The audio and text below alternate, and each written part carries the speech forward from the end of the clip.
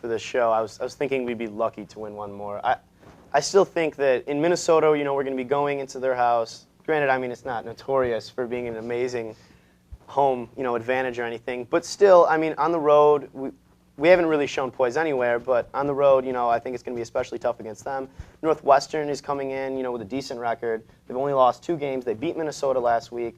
And, I mean, we haven't showed that much of a home court advantage, or home field advantage, so to speak, I'm sorry, lately. But, there was the Wisconsin game.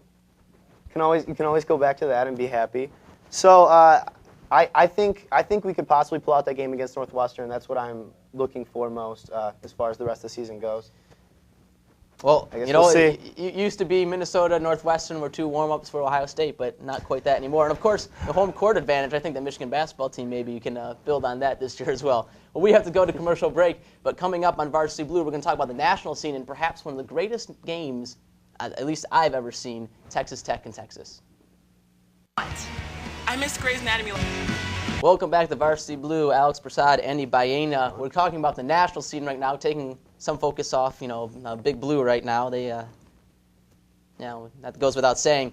Let's talk about the Texas Tech-Texas game, Andy. Well, not so famously, but unfortunately remarked to my dad that Texas Tech was a fraud and would be exposed on Saturday night, and I was completely wrong.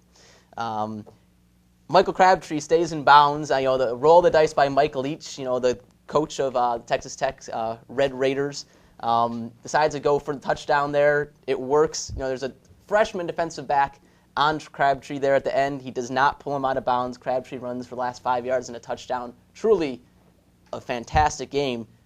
So, Andy, Texas Tech now undefeated. Texas no longer undefeated. Is Texas Tech the best team in the Big 12? I'm still waiting. The jury's not out on Texas Tech yet. They still need to play Oklahoma State next week, a bye week, and then Oklahoma the week after that. That is not going to be an easy stretch right there. Granted, I mean, they do have that extra time to take care of some business. I guess we will see. I don't really have an answer for you right now. Personally, I think that Oklahoma State is going to come in and give them their best shot, and I think we could see an upset there, if you can still call it an upset. Obviously, they're undefeated in the Big 12 still, but that's. I'm just going to wait. I'm not making my decision yet. What's funny is when Dan Hawkins made the famous, it's the Big 12 comment, a year or so ago, everyone kind of chuckled because the Big 12 was just kind of another conference. But the last 2 years, the Big 12 has had an argument with, unfortunately, the SEC as the best conference in the nation, and particularly this year, the Big 12, I think, is far and away the best conference. The most shocking result, I think, unless you've been living on a rock and thought it was shocking that Michigan lost to Purdue, was a 49-10 result in the Florida-Georgia game. And Andy, this is the second time that Georgia has been just blown away by top-tier competition. Is it time to stick a fork in Georgia? Are they done? Can we stop talking about the Bulldogs? Georgia is clearly a fraud in this case. And I'm sorry, but they just are. They showed up, they were non-existent in this game. I don't know if anybody watched it out there, but definitely Tim Tebow scored 3 touchdowns rushing, 2 passing, didn't have a ton of yards, but still, he just dominated that team. And, with the 2 timeouts in the end, they really rubbed it in. I mean, you just gotta realize that Georgia does not have what it takes to be a top-tier team in the SEC this year. I don't know what happened, especially after, returning all those players from the past years when they, coming in preseason number 1 and everything. But, no, Georgia is definitely not what they were, made out to be. All right, well, let's talk about the fantastic way that college football decides to determine number 1 and number 2 teams to play in the national championship. It's called the BCS. I don't know if you've ever heard of it. But let's take a look at the top 10 standings according to the BCS, and according to the computers right now. There's a high probability that both Alabama and Texas Tech lose. This is the nightmare total apocalypse scenario for the BCS. So, in that scenario, let's say that Penn State is undefeated, they get the number 1 slot. Who is the best one-loss team out there, Andy? There's lots to choose from. You cannot decide that. There's 10 other teams that could possibly fit into that situation. Not to mention that even if Alabama and Texas Tech lose and Penn State wins out, like we may as well see, there's still 3 other undefeated teams in the nation, albeit not from BCS conferences, in Boise State, Utah, and Ball State. where do they fit into the equation? Not to mention all the one-loss teams. USC, your Florida's, Florida has two, but all those teams. Oklahoma State. I mean, that'll shake up more as the Big 12 season moves on. But it's just, I don't know how you make that decision. I guess I would personally like to see them finally take the plunge and put a non-BCS school in the championship game that had an undefeated season. I think Hawaii proved it, a couple of years ago, or last year, with their, decent play. And I think we could see Utah do okay against a team, against Penn State, if this happens, and it might be necessary. Well, as an elitist that attends the University of Michigan and roots for one of the best football programs in the country, I disagree that non-BCS schools can compete for national championships. And I say Hawaii was an embarrassment against Georgia last year. But that being said, no, I think, of course, the easiest path with a one loss is definitely USC. The Pac-10 is awful this year. And Texas, Oklahoma State, all one-loss teams as well.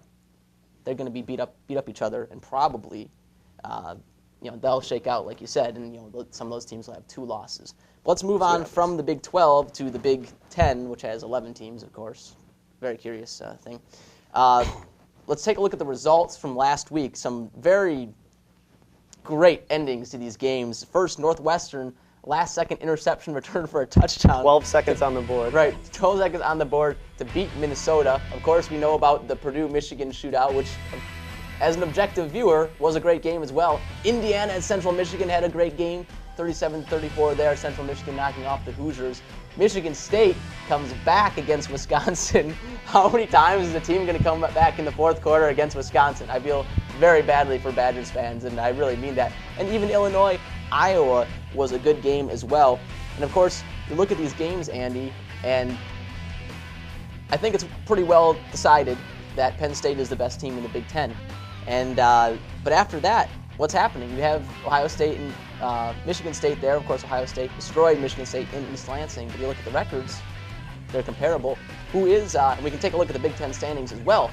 So who do you see in these mid-level bowls, Citrus Bowl, Capital One Bowl type areas for the Big Ten this year? I mean, let's say Penn State goes to the national championship game. You have Michigan State in the Rose Bowl. Of course, they'd be tied with Ohio State and been there forever. So who do you see filling these slots? I mean, perhaps some Minnesota and Northwestern going to, sunny Orlando to play in Capital One Bowl? I mean, that's the way that it's shaking up right now. And you saw Northwestern with that win. I think they cemented themselves as higher than Minnesota, obviously, head-to-head victory. I mean, Michigan State. If a Michigan State in the Rose Bowl though is just blowing my mind. I cannot even fathom that happening.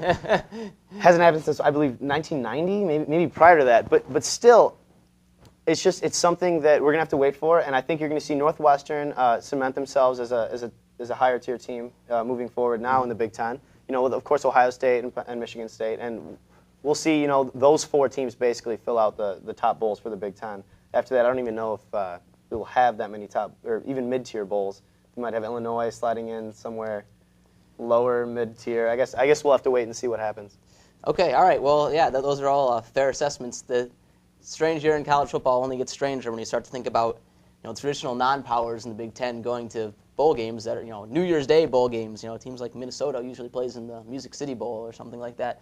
Going to New Year's Day destinations, the most prestigious of all bowls. And, of course, Michigan being left at home. Well, let's move on to this upcoming week, Andy. 2 games in particular that are going to be great to watch. First, Alabama at LSU. LSU, a team that in its own right has fallen off the face of the earth, at least from going from a potential national championship contender to just another team. But Alabama's, the tide's going to roll into Baton Rouge there. Who do you see coming out on top in that one? I think this is going to be a closer game than everyone's been anticipating. LSU has lost to 2 good teams in Florida and Georgia, I believe. And I believe that they're ready to kind of see what they can do against this top-tier team and it show that they have a good coach in Les Miles and actually show that they have good players and they deserve to be there. Hey, I like Les. But anyway, I still think Alabama will come out on top, but it should be a pretty good game. We're going to see a duel, a standard SEC duel. I think it should be good. Yeah, well, certainly if Alabama does win this game, their case only gets that much stronger that they deserve to be ahead of a team like Penn State, being left out in the cold, so to speak, at number 3. And, of course, the game that has the most impact